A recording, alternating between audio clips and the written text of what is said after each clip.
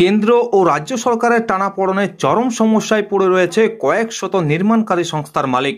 2020-21 অর্থবর্ষে MGNRGS প্রকল্পের নির্মাণ কাজে সামগ্রী প্রদান করায় প্রায় 7,000 কোটি টাকা এখনও বকেয়া পড়ে রয়েছে। সেই টাকা পাওয়ার জন্য রাজ্য সরকারের বিভিন্ন দপ্তরে আবেদন করেও কোনো লাভ হয়নি। তা রাজ্যের সমস্ত সরবরাহকারী সংস্থার মালিকেরা বৃহস্পতিবার পুরুলিয়া শহরের একটি হোটেলে বৈঠক করেন। তারা জানিয়েছেন, এত পরিমাণ টাকা বিনিয়োগ করে সেই টাকা না পেয়ে দারুণ সমস্যায় রয়েছে।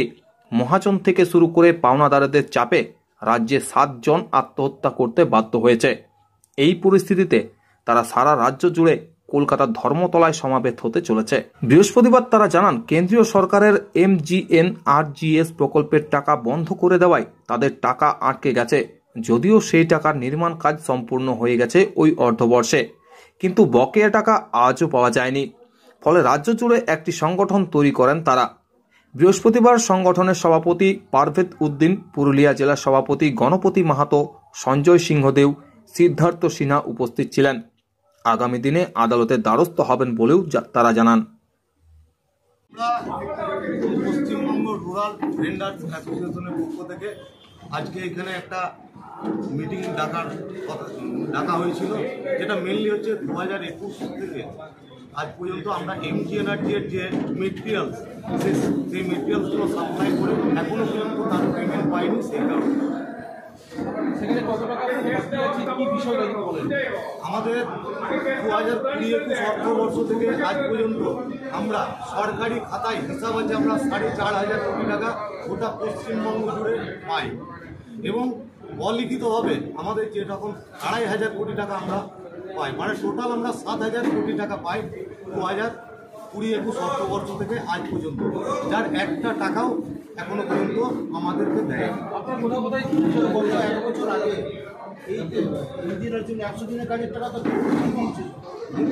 যে গত 1 বছর আগে MGNRGS প্রকল্পের টাকা দিয়েছিলেন, সেটা শুধুমাত্র উনি দিয়েছিলেন লেবারদের টাকা, ওখানে আমাদের কোনো টাকা দেওয়া হয়নি। আমাদের যে লেবাররা আমাদের মেটেরিয়ালসটাকে নিয়ে কাজ করেছিল, সেই লেবারগুলোর টাকা দিয়েছিল। আমরা মূলত MGNRGS কাজে যে মেটেরিয়াল সাপ্লাইগুলো করেছিলাম, যে কাজের উপর বেস করে, সেগুলো রাস্তাঘাট নির্মাণ ছিল আপনার ICTS নির্মাণ ছিল, স্কুলের প্রাচীর ছিল, নার্সারির গাছ সাপ্লাই, গার্ডওয়াল, বিভিন্ন রকম যে সরকারের উন্নয়নমূলক কাজগুলো গ্রাম বাংলায় হয়ে থাকে, তার টোটালি কাজের মাল সরবরাহ আমরা করেছি। তাই রাজ্যে আমরা প্রায় আমাদের যে সংগঠন, সেই সংগঠনের সাথে প্রায় 50,000 কোটি। আমরা প্রথমে প্রত্যেক পঞ্চায়েতগুলোতে ডেপুটেশন দিয়েছিলাম, যেহেতু আমরা পঞ্চায়েতের আন্ডারে কাজ করি, তো পঞ্চায়েতগুলোতে ডেপুটেশন দিয়েছিলাম, বিডিও অফিসে ডেপুটেশন দিয়েছিলাম, পঞ্চায়েত যে ভবন PNRT সেখানে ডেপুটেশন দিয়েছিলাম, কিন্তু এখনও পর্যন্ত সরকারের কোনো রকম সাড়া আমরা পাইনি।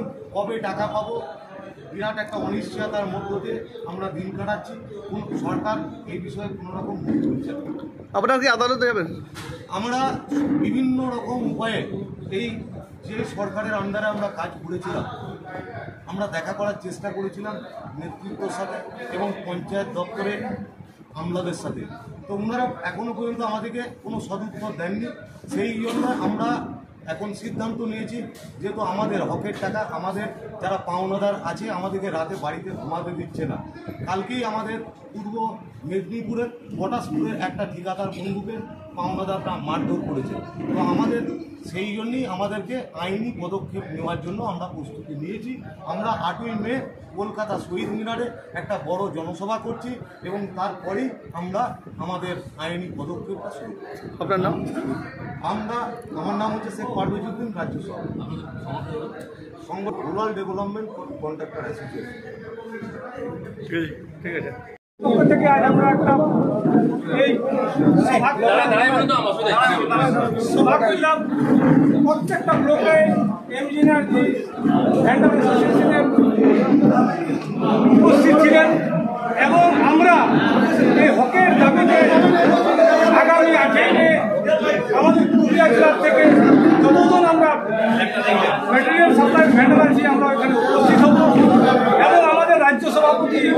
মহাশয় যে সমস্ত আগামী কর্মসূচি গ্রহণ করেছেন সেই কর্মসূচিতে আমরা সামিল হব। আমাদের দেওয়ালের পিঠ থেকে গেছে, আমরা বিভিন্ন উন্নয়নমূলক কাজ করেছি। যেখানে বনাঞ্চল এমন জায়গাতে বনের ভিতরে আমরা রাস্তা নির্মাণ করেছি এবং সেখানে মানুষ অনায়াসে চলাফেরা করছি, অথচ আমাদের হকের টাকা দুই সরকার আমাদেরকে বন্ধ রেখেছে, আমাদেরকে পাওনা দিচ্ছে না।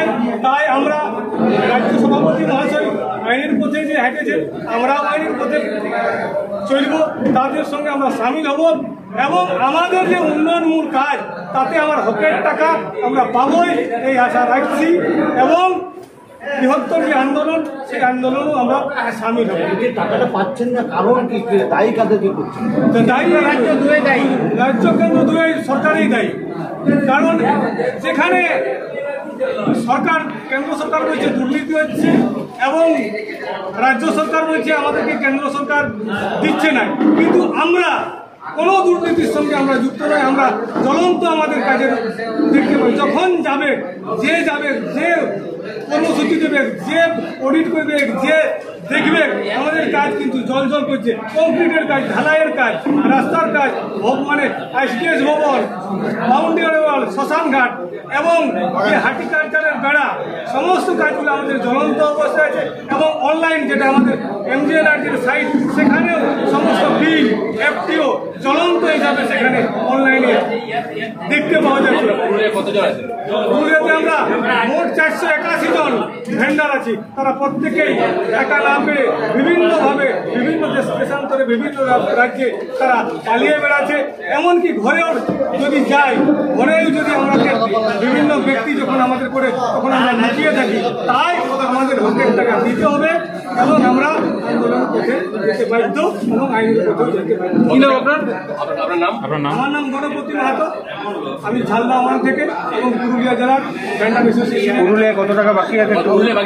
পুরুলিয়া জেলায় 102 কোটি টাকা, 102 কোটি টাকা এফটিও হওয়া এবং নন এফটিও প্রায় মনে হয় 70 কোটি।